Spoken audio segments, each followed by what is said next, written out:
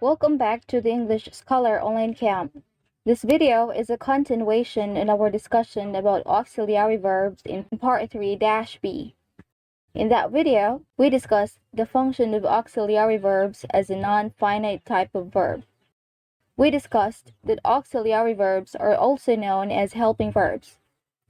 Auxiliary verbs fall under the non-finite type of verb, which means that they cannot stand alone to make a complete thought of predicate. Now, what is a predicate? A predicate is a grammatical term that is part of a clause that includes the verb and the words that tell what the subject does. In other words, predicate is what the subject in a sentence does.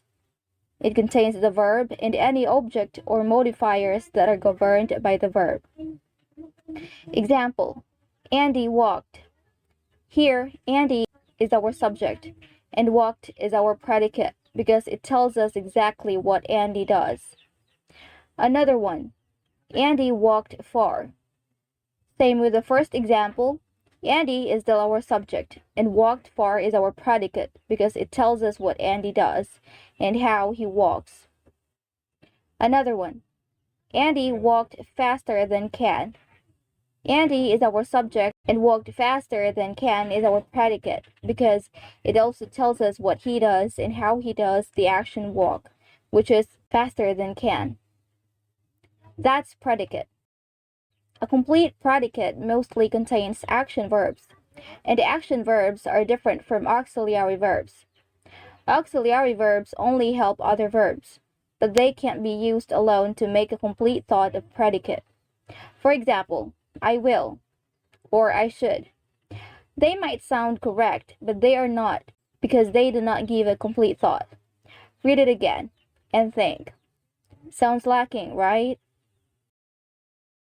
Yes, these sentences can only be correct if they are used to agree on something or to answer a question. Like this: will you go with her? Yes, I will. You should buy a new phone tomorrow.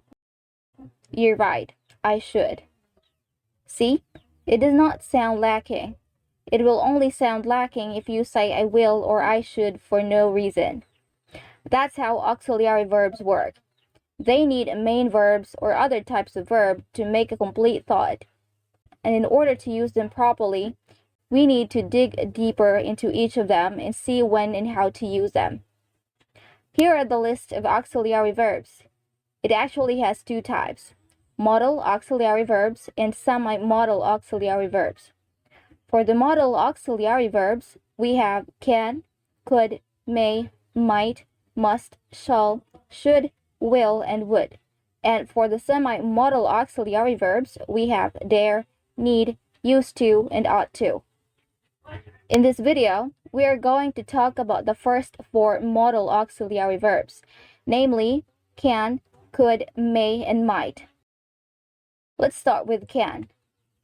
Can is most often used to express a person or thing's ability to do something. It is also used to express or ask for permission to do something, to describe the possibility that something can happen, and to grant requests and offers. To use this verb, it always should be paired with the base form of the action verb. Let's have an example about expression of ability. I can make 5 scarves in a week. See, in this sentence, it is paired with make, a base form of the action verb. Another example: she can finish reading 3 books in a day. In this sentence, we paired it as well with the base form of the action verb finish. This should go the same with the other modal auxiliary verbs. Now, let's have an example about asking or giving permission. Can I go to the restroom, Mr. Jones? You can leave the house once you finish the laundry. Now, how about examples for expression of possibility? We have, you can get a scholarship if you maintain A grades. My best friend can be so clingy sometimes. Last one, let's have examples of giving offers. Can I give you a ride to the park? Can I help you make the presentation? So those are common ways to use can. Now let's have the second modal auxiliary verb, could. The modal verb could is often used as a past tense version of can. It indicates what someone or something was able to do in the past. Example, when I was 18 years old, I could walk half a kilometer without sweating. Toby could not pronounce Papa until he was 3. Could can also be used instead of can as a more polite way of making a request or asking for permission. Example, Mom, could I join Mandy at the movie house? Could we ask Johnny to come with us? Could you please be quiet? Could is also used to express a slight or uncertain possibility, like, I think the sun could come out any minute. We could be in trouble for coming here. Could as well is used to make a suggestion or offer, like, we could make a 30-minute run at the park on Friday. You could try convincing her to attend the party. Another usage of could is for making conditions. Example, if you could get a scholarship, I will support you in all other fees. I could finally experience winter if I moved to the US. And lastly, could can also be used to emphasize anger. You could have told me you were not coming. I could have not waited for a few hours alone. You could try pretending satisfied this time so as to not make her feel bad again. So those are common ways to use the modal auxiliary verb could. Now let's move on to may. The modal verb may is used to ask, grant, or describe permission, like, may I borrow this book? You may take your recess after copying this page.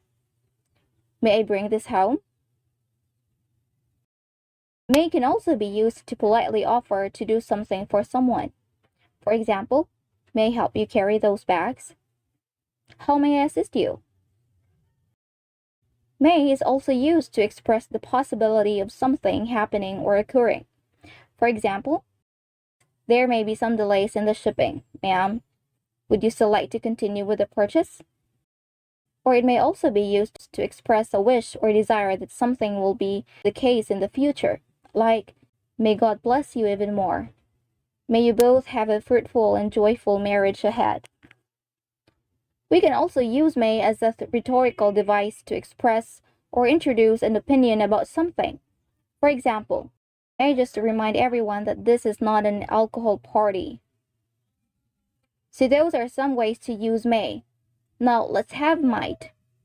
The modal verb might is most often used as the past tense form of may when asking permission in the reported speech. For example, our daughter asked me if she might go to her friend's birthday tomorrow. I wondered if I might put yellow on this instead of red. Might is also used to express an unlikely or uncertain possibility, like, it looks like the sun might come very hot today. We need to bring an umbrella. There might be rats staying inside that box. Might is also used to very formally or politely ask for permission. Although may is the standard modal verb used to politely ask for permission, we can also use might if we want to add even more politeness or formality to the question. For example, might we use the car to go to the party, Mother? Might I ask you to go on a date with me?